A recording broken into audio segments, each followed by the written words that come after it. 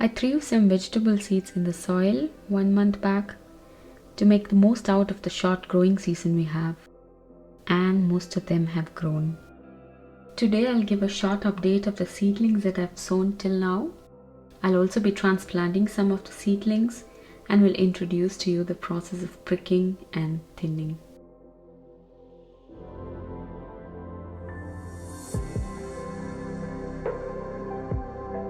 Since the weather is getting better day by day, I keep my seedlings outside for a few hours so that they get used to the environment outside, the sun, the wind. Because the microclimate indoors or inside a greenhouse can be quite different from that outside, and this will help the plants to grow stronger. Even though I sow seeds during this time of the year, every year there is that excitement and anxiety when a seed sprouts.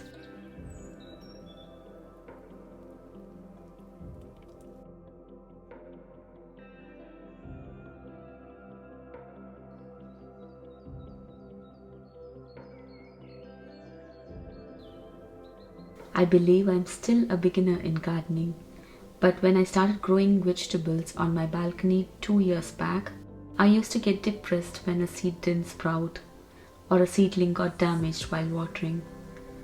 But later I started observing and found out what I did wrong and do it differently the next time. This happens even now because gardening is all about trial and error.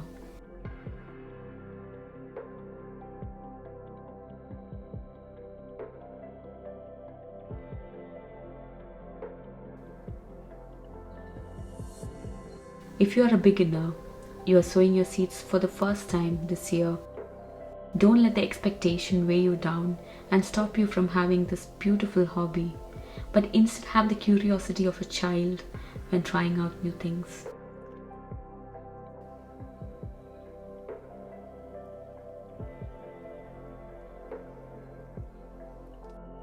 Here is one of my curry leaf seedling. It was growing in search of light and turned out to be leggy and weak, while the other one is still growing strong.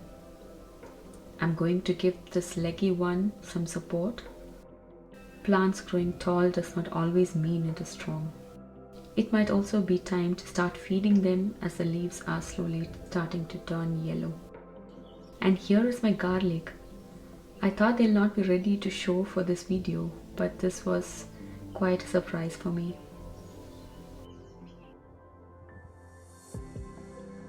This is my lettuce, and they grew pretty well but turned out to be a little leggy.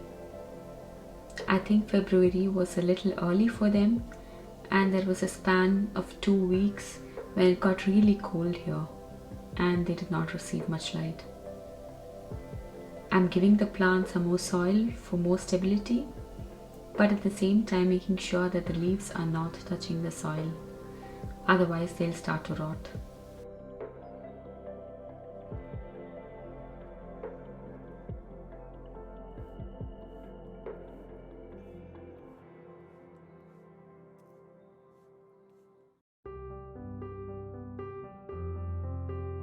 As you might have noticed, some of the seedlings have already grown big for them all to be accommodated in a single container.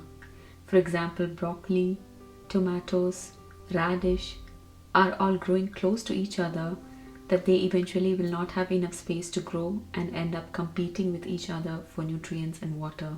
Today I'm going to pick the healthy seedlings of tomatoes, broccoli and lady's finger and separate them to individual pots.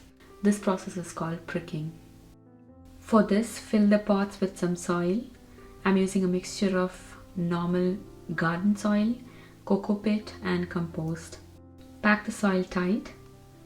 This time it is different from how we prepare the soil for sowing.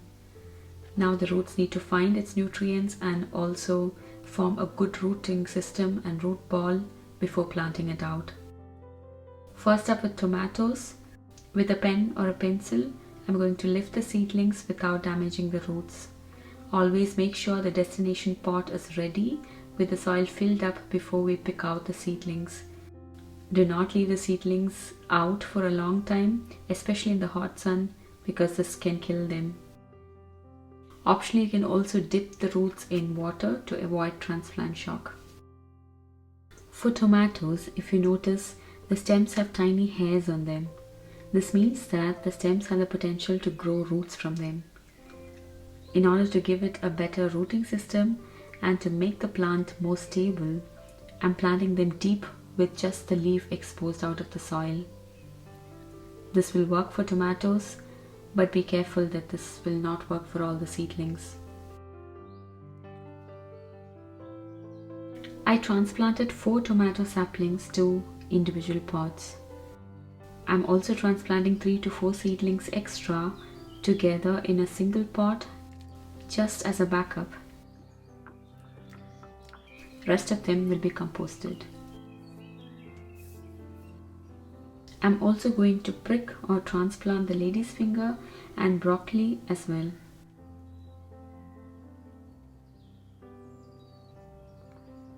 The same process will be repeated for chilies once they grow and produce their first set of true leaves.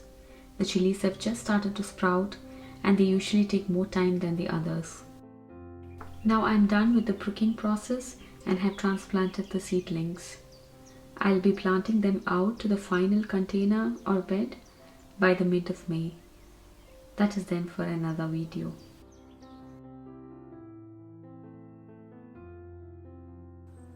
For radish and carrot, the process is a bit different. I'll be plucking out the seedlings growing close to one another.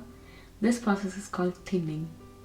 Usually the thinned out seedlings are thrown away or composted, but since I have some space on the other side of the pot, I'll pluck the seedlings and plant it on the other side.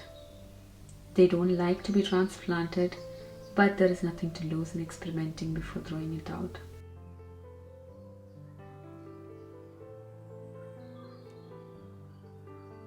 The same process will be done for the carrots once they grow big enough and if they are growing close to one another.